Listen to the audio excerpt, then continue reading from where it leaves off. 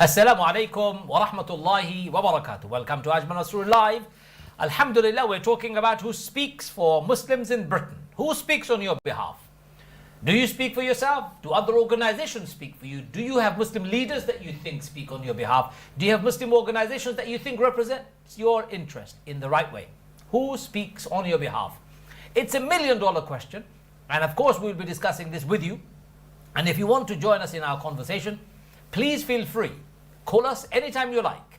For those of us who are watching this program, just in case you're wondering, I'm not going to be able to speak much in Bangla today because we've got guests who don't necessarily want to speak in Bangla all the time. So I may say a few words. Even that would be difficult for me because it's a topic that is very emotive. It's a topic that requires precise language and my Bangla isn't that good. So forgive me. আজকে আমাদের প্রোগ্রামে আপনাদের সাথে আমাদের discussion হবে মুসলমানদের জন্য কারা আমাদের প্রতিনিধিত্ব করে ব্রিটেনের বিভিন্ন সংস্থাতে গভর্নমেন্টে মিডিয়াতে আমাদের প্রতিনিধি কারা এবং আমাদের পক্ষ থেকে কারা কথা বলে এইটা নিয়ে আমরা আজকে ইনশাআল্লাহ আলোচনা করব আলোচনাটা মেইনলি ইংলিশেই হবে কিন্তু মধ্যে মধ্যে যদি আপনারা না বুঝতে পারেন অথবা কোনো ধরনের প্রশ্ন আপনাদের থাকে আমাদের সাথে জয়েন করতে চান তাহলে আপনারা করতে পারেন বাংলা কথা বলতে চাইলে তাও পারবেন ইনশাআল্লাহ we will be talking inshallah in English mainly. If you want to talk to us anytime, you can call us, you can join us, question, you can raise your concerns, you can even challenge. Of course, you can share your views and your thoughts. Who represents your views? Who speaks on your behalf?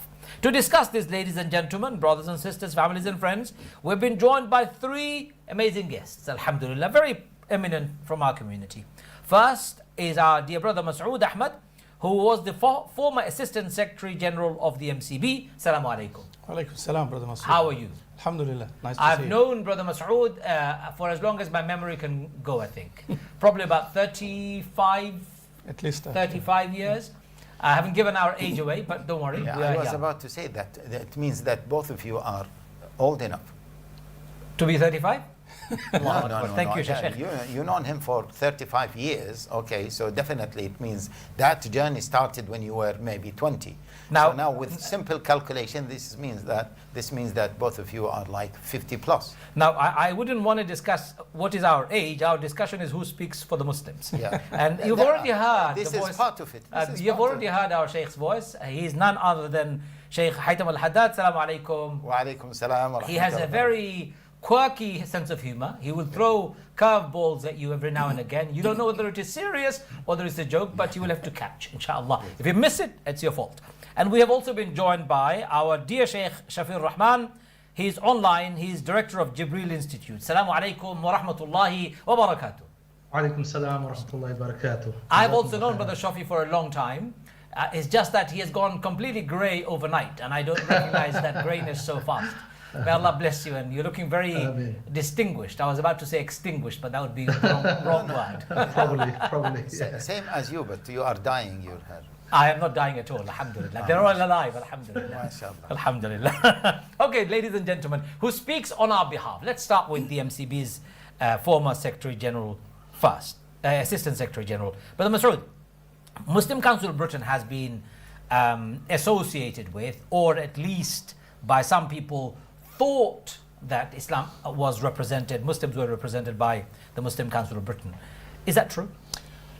I think MCB certainly is a big organization. It represents over 500 institutions. So it does represent a chunk of the Muslim community, a significant chunk. 500 organizations? Yes. How many people do you think approximately that reflects? Well, it varies. Some institutions are, One-man band? Maybe at most few hundred people, but there are others who represent thousands. Certain mosques, for example, every Friday they get 7,000 to 10,000 people attending. So that's one mosque like that, Islamic mosque. You can't say hundreds of mosques. Okay. So you've asked me a question. If you want me to answer it, I'll give it. But I want you to be giving me the facts rather than conflate an answer. Yeah. My question to you is: does MCB, you said it represents 500 organizations? What are the number they're representing in terms of the proportion of the Muslim population in this country? Well, I don't think I can give you a figure, but I certainly don't think MCB claims that it represents the entire Muslim community. it certainly speaks for its affiliates, those who are subscribed to it, those who are paid up members through the affiliation process. So on that basis, it certainly is a significant organization. It represents the Muslim voices and interests in that regard. Clearly, it has been campaigning on lots of different issues. We'll come to the campaign Islamophobia. No, we'll come to the campaign and the issues. details. Just hold on. We'll come back to the detail issues later on.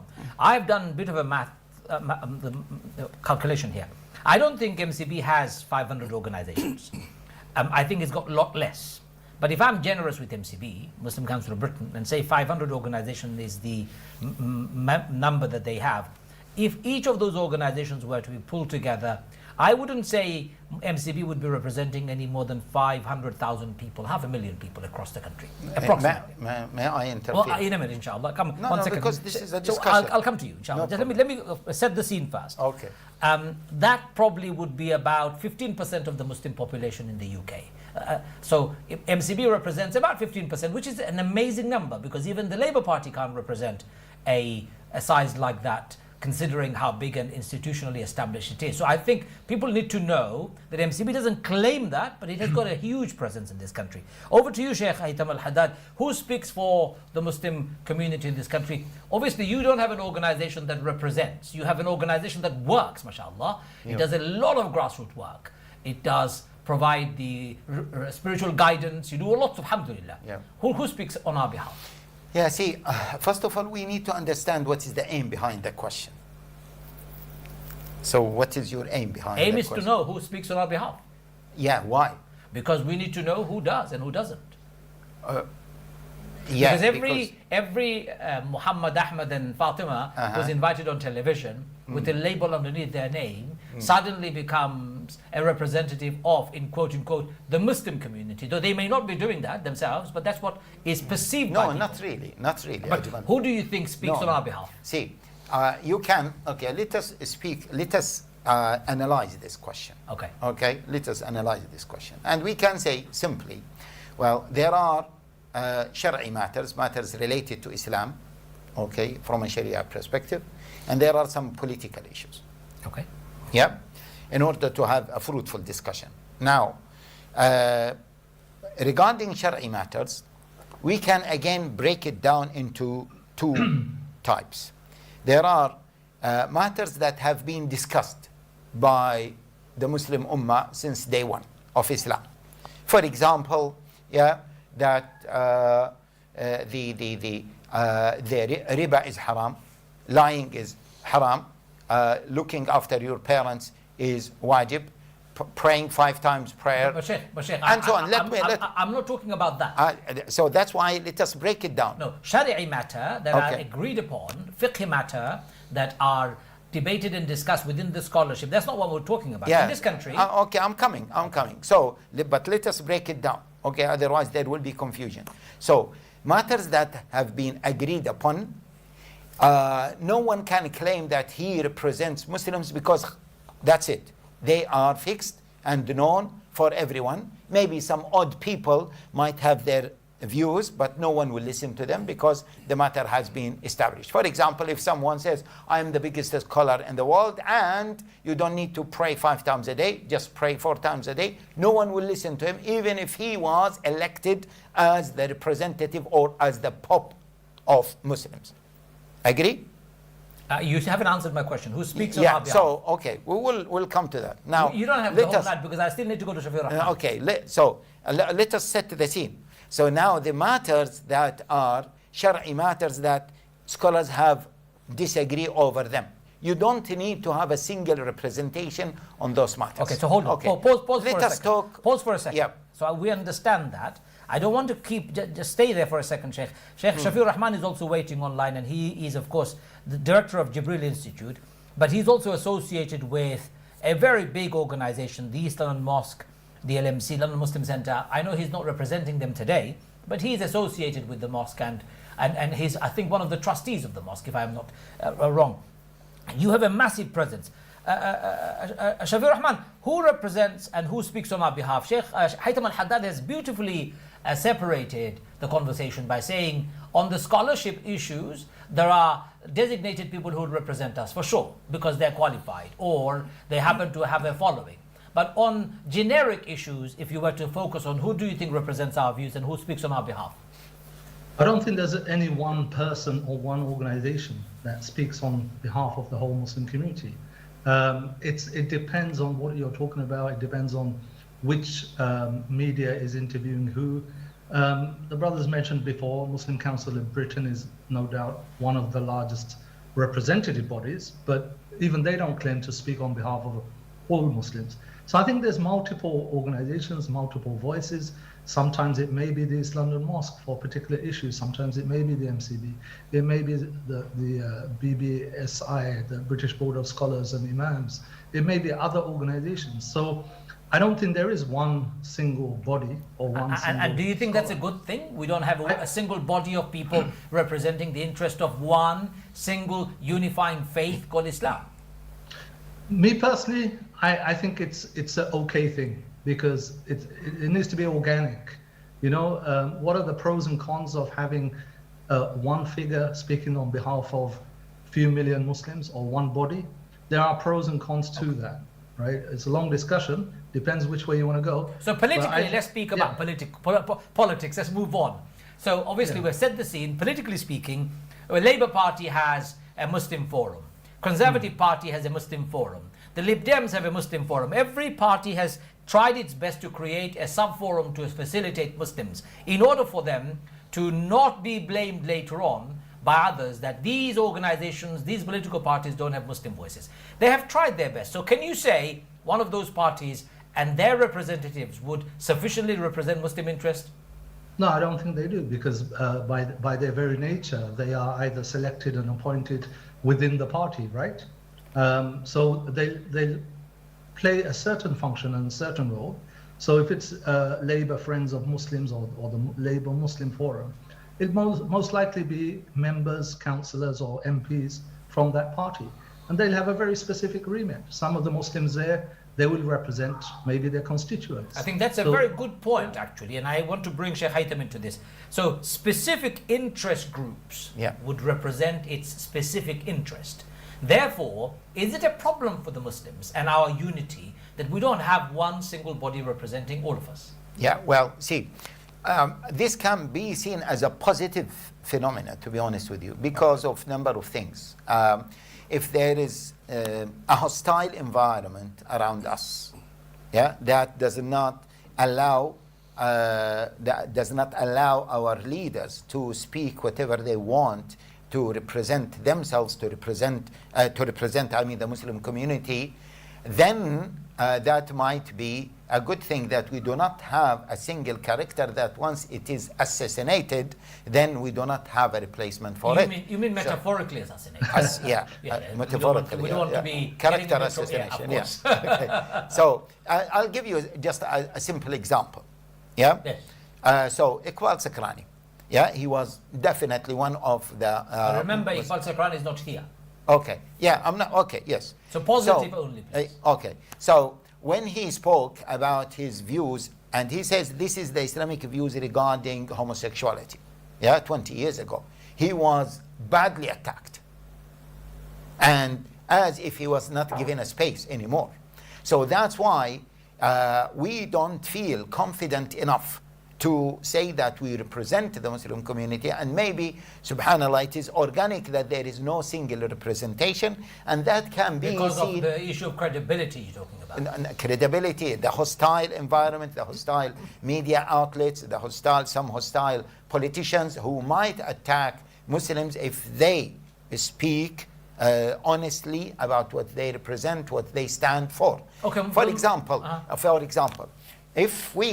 example, if Muslims united behind the Labour Party, for example, is this a good thing? No, it is not a good thing, because if the Labour Party doesn't win, and the Conservative wins, then they will attack the Muslim community because no one is to support the Muslim community.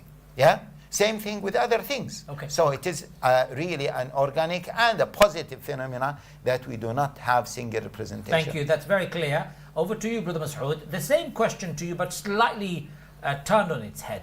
Muslim Council of Britain does its level best to represent itself as one of the voices of the Muslims, one of the representative voices of Muslims. And alhamdulillah has done a good job across the board so far, which is wonderful. But what's the problem is, its voice is not taken seriously in the policy matters and by the policy makers. Doesn't that really pose the natural question? And that is, actually, it doesn't matter who is representing. It's never going to be representative enough. Yeah, well, some of it is to do with how Islam and Muslims are organized as a community throughout the world. We don't have one institution like the Catholic Church with someone at the head of it, like the Pope. So whenever people speak, they're speaking according to their understanding, according to their own need, and according to their own circumstances. So you do naturally end up with diversity. But Allah subhanahu wa ta'ala teaches us, أعوذ بالله من الشيطان الرجيم واعتصموا بحبل الله جميعا ولا تفرقوا. Hold tight onto the rope of Allah and do not be divided.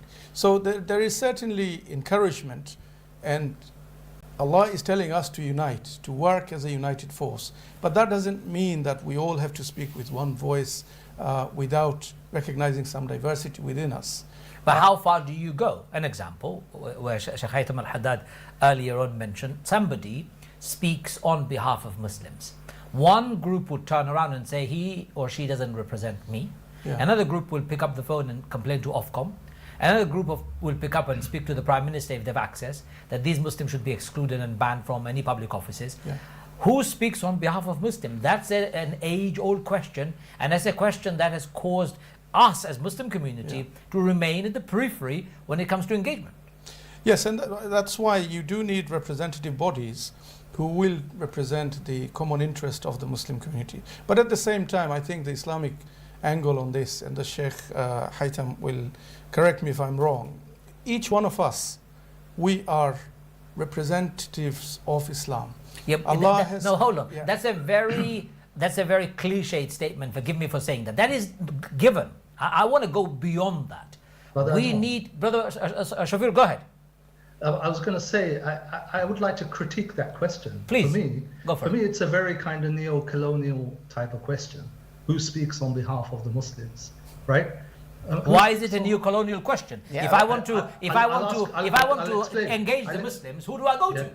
What do you mean engage the Muslims? There Who do you go to are when 3 you want- million Muslims in this country. I want to when engage you- the Muslims. When you want to engage white people, who do you go to? But Muslims are not white. Muslims are No, composed no, of no, Muslims they're are composed equal- of all color. Don't bring whiteness into this. No. If you want to engage white people, who do There's you no, go to? there's nothing called white people in that way. Muslim Well- community are defined by a religion, and Yeah. they claim to be Muslims, and they often say that they're excluded. Who do I go to when I want to engage with them? Yeah, but Ajmal, They're not asking for you to come to one body or representative. So it's not They're a neo-colonial asking. question. It is in a way, because what you're trying to do is you're trying to say we can't engage with your community until you give us your leader who can sit on the table and talk with us. Otherwise, we can't treat you fairly. We can't treat you equally. We can't give you opportunities. But isn't because that the byproduct of our behavior? They come and speak No, to you. it's not. Hold No, on. it's not. They come and No, talk it's to you not. in Islam mosque. The mosque No. in hold on. Da'atul Islam will complain. Why didn't you speak to us? Hold on a minute. Do they have to speak to us to get rid of Islamophobia in the Conservative Party? Well, that's not Do the they, only have to, issue. do they have to speak to us for Labour Party to get rid of Islamophobia? Yes, they do, because they all want to know Why? the That's definition like of saying Islamophobia. to black people, who's your representative? I can't get rid of racism from my organization until I speak to a black representative. That's nonsense. Sheikh Haytham, so yeah, what I wanted to say is that it is not our problem. Okay, it is not our problem. It is, as I said, there are so many elements in the society, in the media, among the politicians that are very hostile, and they have prejudice against Islam and Muslims. And in fact, it is in their favor to divide and rule. Okay, and this has been proven. When they are happy with you, I'll give you another example. Sorry to say names, maybe. Okay, Tariq Ramadan. At one point, he was like a hero. But when he said certain things that do not please certain elements within the society, he was sidelined, okay, not in the UK, but in the whole of Europe. And then recently he was attacked, etc., etc. We all know what is happening to them, to him. That's a bigger discussion, isn't it? Yeah, I think if we can't present our case smartly in the media, if we can't present our case in political realm smartly, why do we blame others? No. This has nothing to do with our representation. Okay? As our presentation, as it. Presentation, sorry. No, it has nothing to do with you. You yourself even, yeah, they are selective when they want to invite you. Yes? Why? Because they want someone who can say certain things that that fit into a certain agenda. So it is not. Brother Masroor, you had your hand. You wanted to say something before we go into a break. Yeah, I think we have to be wary of the divide and rule game that anybody in authority can thrive on. And we see examples of that throughout the world where people would sometimes even plant groups and create groups so that they could create division and speak on behalf of groups. But if you are genuine, whether you are a political institution or whatever, you know, if you want to make some positive change in society, if you want to deliver services to the masses, to the community, to your constituents, then you need to engage with everybody. Everyone is your customer. So listen to all the diverse views and decide on that. But don't use it as an excuse. Don't use it as an excuse. You keep on saying that. You're all divided, therefore I can't you work with keep on you. saying that. When Why they not, don't... Why not approach the largest organization? Yeah, then what is the largest organization? At the moment, the largest organization does not represent more than 50% of the Muslim population. Look, if you're the government, list 10 of the most, say if, depends which field you want to know, right? Depends. Is it about criminal justice? Is it about political representation? Whatever field you want to analyze or consult on, look at which Muslim organizations are the key organizations. I'll give you a good example of where you are a member as well. Yeah. So, for example, Shafiq Rahman, you're a member of the British Board of Scholars and Imams, right? BBSI, as we call it. You're there. There are other councils of muftis and imams in different parts of the world. Who do they go to? If they go to one, if they come to BBSI, other groups will start complaining. No, I tell you who they should go to. First of all, do an analysis of how many boards exist on a large scale. There can only probably be about 5 or 6 max. Go to the largest 5 or 6. Speak to all of them. You don't have to go to one. You still haven't got the answer to the question, which is who speaks on our behalf. Ladies and gentlemen, I'm going to take a break. We're going to take a break, of course, but that's because we have to. I don't have a choice. I'd love to continue the conversation. We're just warming up. The temperature is just rising, which is good, because when we come back, we're going to be analyzing the whole program in the sense of looking for solutions. What do we do from here on? Should we continue complaining, or should we start becoming smart in ensuring our representation and making sure that people listen? Politicians, media, whoever needs to listen, they listen. Don't go too far away. Assalamu alaikum.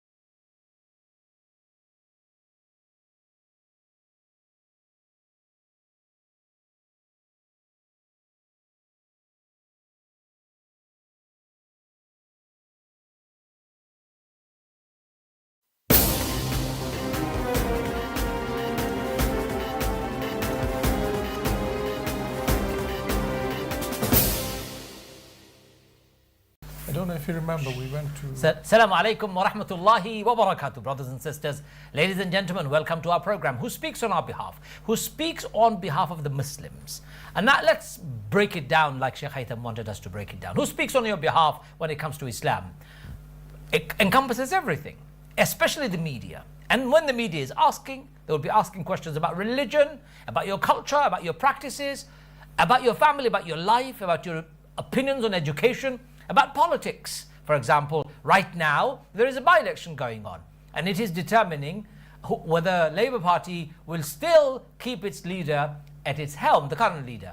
And guess what? The deciding factor has become the Muslim votes. So it is not an unknown entity that we get this question regularly asked. Who represents and who speaks on your behalf?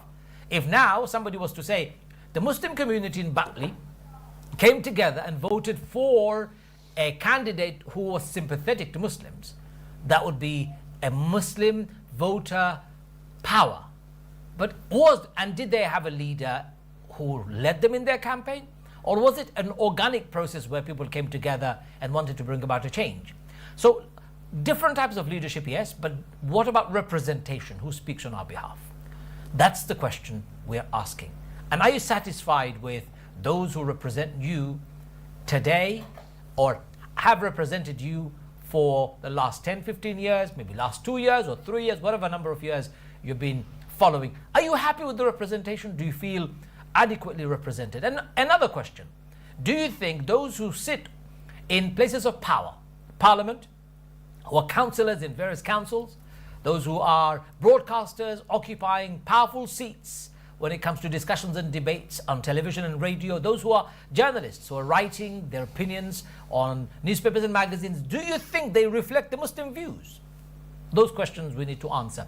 Coming up with these questions are easy. Over to you, Sheikh Shafiur Rahman, to begin this unpacking of my questions. Who speaks on our behalf? And do you think in the media, in politics, and in other aspects of British life, we have representatives? I think we have many representatives, and I encourage that. To be honest, I think it needs to be organic, natural. As people go into political parties, there needs to be representatives who naturally come forward and represent the views. Obviously, even in a party system, an MP cannot represent the whole Muslim community. They are representing their constituents, right, from their area. Yes, they can advocate and things like that when Muslim issues come, but let it happen naturally in the media. People like yourselves are going there regularly in the media, doing a good job, representing a Muslim voice. There's others. So I like that expression. Yeah. Representing a Muslim voice rather than Muslim the voice, yes, entire Muslim voice. Because one of the fallacies and one of the, I think the wrong kind of framework which this question is posed in is who speaks for the Muslim community. We know the Muslim community is not simply one body. Theoretically, yes. Theologically, yes. But it's not one body. There are many different types of Muslims. But there is a problem here though, Sheikh Shafiur Rahman, which is what I need to bring to Sheikh Haytham's attention, and you've spoken about it. We can't have one Eid. We can't start Ramadan together. We don't even have the same timetable for our prayers. It is a mockery of the Muslim community if a person from the outside was looking into it. No, not really. Why not? Tell us why. Not really. Well, Christians, they cannot agree, okay? They cannot agree on 99% of their religion. Well, we're not talking about Christians, we're talking about Muslims. Well, this is a natural phenomenon. Now, once you talk about representation, okay, who represents British people? Boris Johnson? Possibly is the Prime Minister. Okay, Prime Minister, but there are so many people who oppose him, yes or no? Yes, of course. But when it comes to the Britishness, he would still be seen as the representative because he's the Prime Minister. Because he was elected by the people, it doesn't mean that all people agree. No, but he still represents. Yes, because there was a mechanism and there was a process. Yeah, because here, as I said, the environment is not very conducive or inclusive for the Muslim community from that perspective, although it has been inclusive from other perspectives. So we do not have like a democratic process to say that, oh, let us select someone. And even if we select someone, we do not have the infrastructure whereby we act with this person that we selected as the British people, British, or as all of us deal with Boris Johnson, that he is the leader, irrespective of anything else, he is the leader. But why can we not have that as Muslims? What would stop us from having something like that? For example, let's all join MCB, all the organizations. Yeah. Let's participate in its natural election, democratic election that it holds. Let's elect a bunch of people who can lead. Let's elect a Secretary General that represents people. I don't see a reason why Muslims can't do that. I agree with you. I totally agree with you. But the reality is, we came as Muslims from a very diverse, background. Yes. Yeah, and therefore, everyone has his own interest. Everyone has his own background, etc., etc. So at the moment, we are not that mature community to do that. And maybe that would be the best scenario for us living as, I don't like to use the word minority, but in essence, we are a minority in number. So maybe that would be the best setup for us. But we don't have that in reality. Brother Masroor, so what do we do? Because we complain. If the wrong person starts speaking on our behalf, on television, radio, we start screaming, oh, he should not be speaking on our behalf. So automatically, there is an assumption that there is a right type of a person who should be speaking. Just think about the answer to this question. But let me jump on this. No, I need to get the call. Just give me 1 second. Hello, Assalamu alaikum, caller. Assalamu alaikum, caller.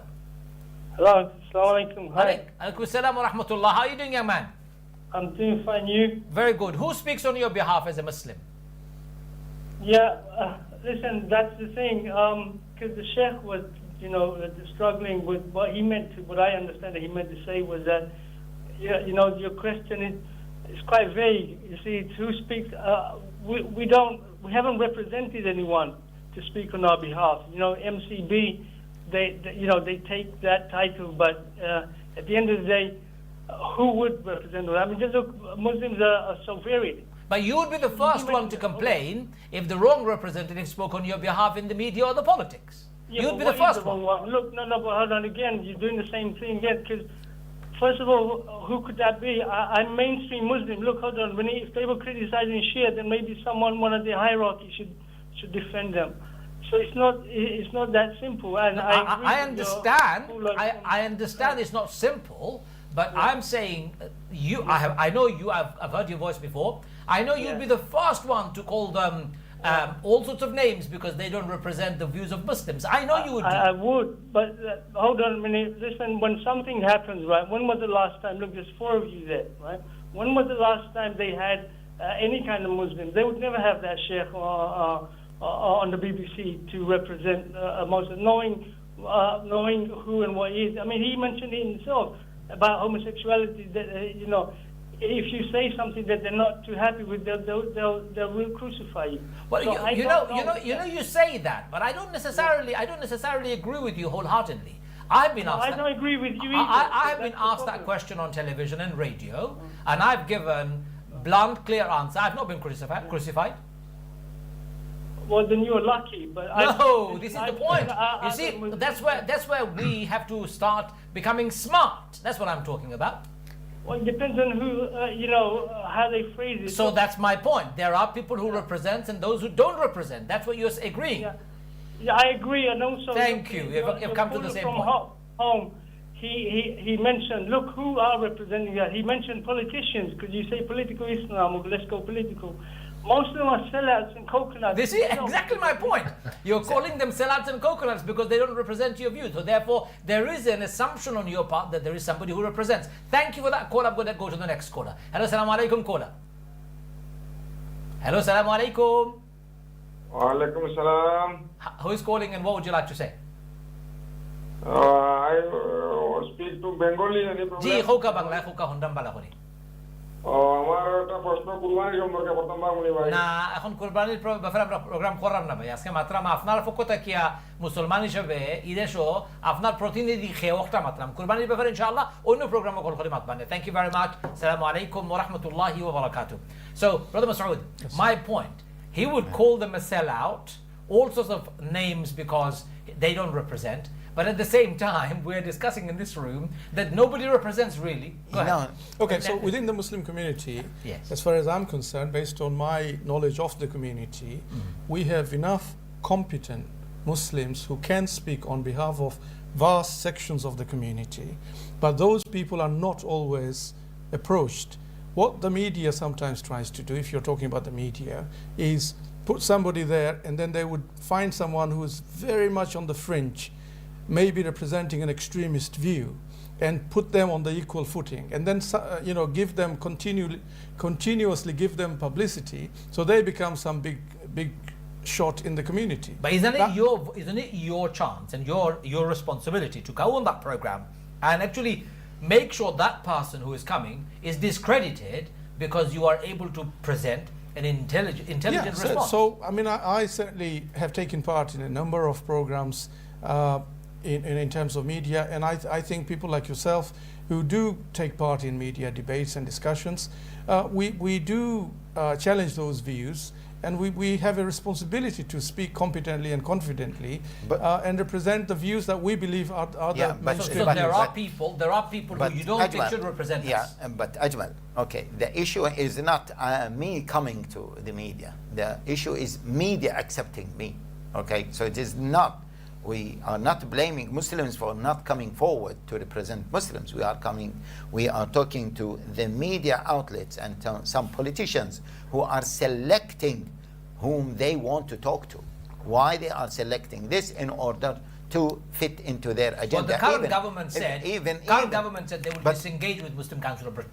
Yeah, why is this? You have to ask the current government. Why is this? Why is it? Excellent. Why so is it, don't blame. Why don't you ask the government? So don't blame MCB. We know because MCB did not bend down. Maybe someone might say enough for the government or for the government agenda, and that's why they created different bodies. I don't want to mention certain bodies. We all know that they created different bodies in order to compete with MCB. So the issue is not MCB to be blamed for that. There is an agenda for some politicians, some media outlets. If you don't speak in a way that fits into that agenda, see, even when they invite certain extremists to speak, they invite them purposely, not because those extremists are our representatives. No, they invite them because they fit into their agenda. They want to say to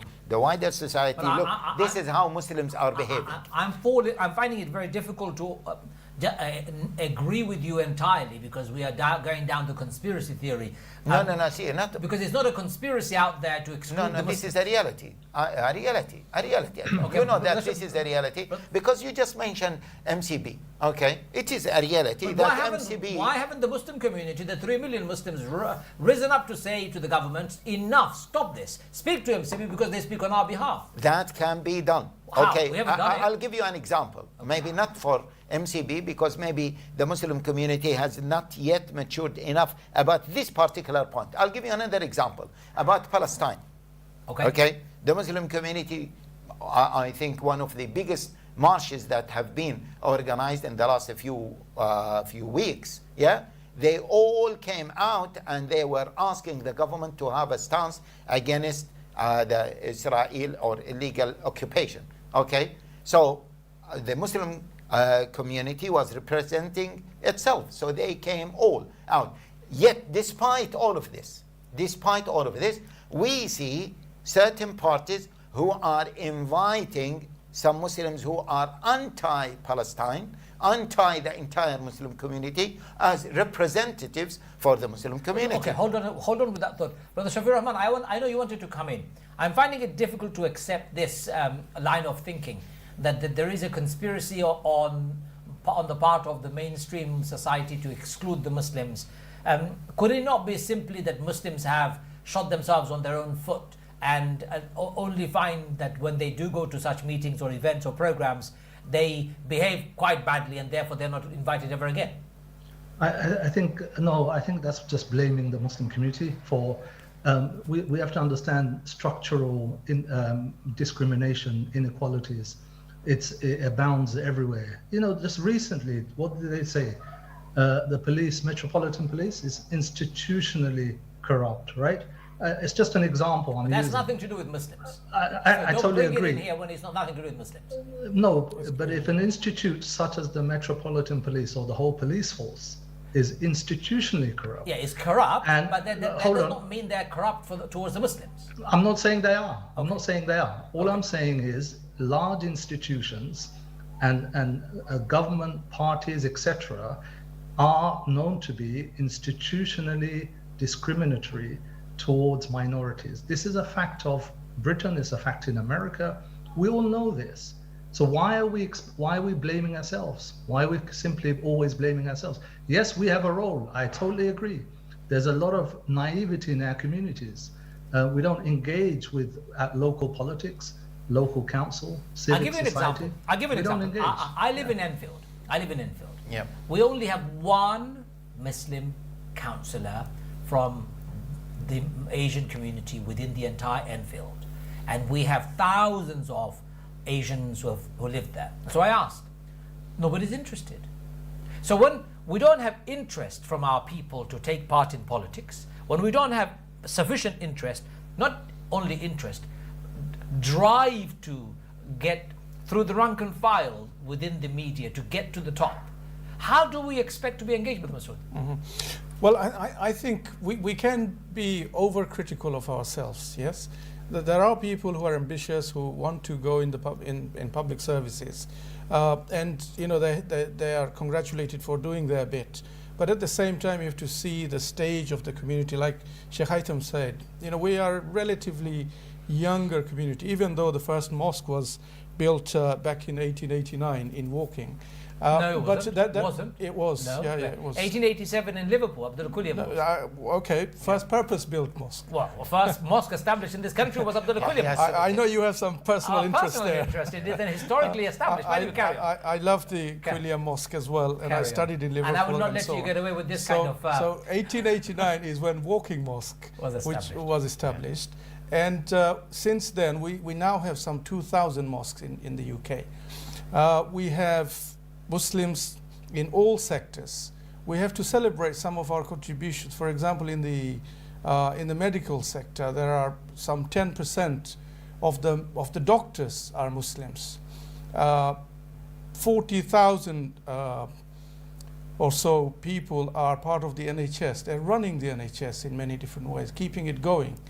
So many of our contributions need to be So celebrated. all you're saying is we're already represented, but we're not represented in the top table. Sheikh Haitham, we're not representing at the top table. You can't keep on saying we're being excluded. I don't think we have done enough to get there. No, I disagree. I totally disagree. I'll give you another example. Okay. You remember when because a few days ago there was this discussion about this tragedy that took place in Manchester, the playground, okay? And the main doctor who was treating people, he's a person I know, he's a Muslim. I think all of us know this person, this individual, yeah? Dr. Ibrar. And when he was interviewed, he was asked about theological questions. Why do they ask a doctor who is treating, and everyone testified that he was doing a very good job during that atrocity, saving people's life and sacrificing his time, etc. He was asked theological questions. Why? I'll give you the answer, because the interviewer was ignorant about Islam. So do you think that it is as simple as this? Yes. Simply, the doctor should have turned around and said, really sorry, the question is irrelevant. Yeah, Can we so- move to my so- expertise? I'm a doctor. So, yeah, okay, that's what he said. Yeah, then But that's it. That's the end of that discussion. Yeah, that's what he said. But this is a good example that of shows- showing how we have failed in giving the basic information of Islam to the very basic journalists who are asking those silly questions. No, not really, not really. Many of the journalists, I dealt with many journalists, okay? Do you think I they're was doing it execra- deliberately? Yes, of course, many of them doing it deliberately. I find that difficult to understand, accept. Well, yeah, of course, let's just agree to disagree, but this is the reality. And in many cases, many journalists, they know what they want and they have a specific agenda. I had once a long interview with one of the journalists about certain things, and then he told me, I don't want to mention, But don't mention the names, of course, please. yeah. He told me that will be published tomorrow or the day after tomorrow. The discussion was about Sharia councils and the role of Sharia in the UK. And then one day, second day, third day, fourth day, it was not published. So I contacted him. It was not published. Okay, maybe I missed it or so.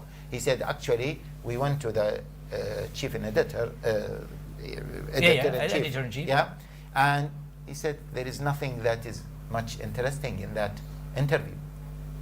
Okay, simply. And there are hundreds of examples that are like this. There is also this PhD by this Scottish guy, where he showed that the media is biased against Muslims. No, I get that. Say the Sheikh, I do want to discuss that, but we're still talking about representatives, and I'm just wondering if we as representatives are doing good enough work and not just complaining. Brother Shafiur Rahman, to you, so do you think media are deliberately turning and twisting our facts to propagate a particular bias against the Muslims? And that's well researched and is well established. For all of the media is doing that deliberately, is that what you're saying? No, the research doesn't say all of the media. It says a certain percentage is doing that, without a doubt. That's nothing surprising. Would you say vast majority, or would you they say the minority? I wouldn't say vast majority, but I would say the more popular tabloid type. That is the of point. media, the more popular, So the tabloid is the imperative word here, right? The popular response. Not just the tabloids. I've had reports, and I've dealt with reporters from the Times. They're not tabloid. Well, owned by the same organization. So I've not. I mean, everybody knows it's not even a question to ask. Come on. I mean, no, but it is a question to ask, because what you're suggesting here is very dangerous. I'll tell you why. No, I'm not saying everybody. You're suggesting here that the media in this country are deliberately setting up a trap for the Muslims, and Muslims are being stitched up, and I don't accept that. I do engage with the media, and I don't find this to be true. Not all the media. And if it's only a few media, then that doesn't represent all media. A significant proportion of the media. What proportion is that? I don't know the percentage. You can look at the research. But then you can't just make vague statements like that. No, I don't recall the percentage. Look at the coverage. Go ahead. Let me just finish this. I can help Brother Shafiur Rahman that MCB has engaged on many fronts, and we regularly challenge misrepresentation of Islam. You do, of course. If you just go on the MCB website, you will see how many times we have challenged headlines which just paints a bleak picture of Muslims. And successfully done. And it is very Islamophobic. We have very successfully done so. This is my point. Yeah. I want to finish with this point. Representatives, when any representative is smart and does the work like what you've just given an example, the outcome is amazing. Yeah. But when we don't do it smartly and complain from the outside, there is no outcome. But ladies and gentlemen, I'm afraid Maghrib time is on us, and we can't shoot our program over the time of prayer. That's not acceptable under any circumstances, so we're going to have to finish our program. What I want to say to you is just the beginning of a conversation. Who speaks on our behalf? I do promise to have this program again, to do a second part, so that we can continue and understand how we can make our representation better, and how we can participate in every realm of our civil society more effectively. My deep thanks to Sheikh Haytham, to Brother Shafiur Rahman, to my dear brother Masroor Ahmad, and everybody else who has been watching from home and participating in this amazing program. May Allah bless you all. Until next time, from me and my guests, Assalamu alaikum wa rahmatullahi wa barakatuh.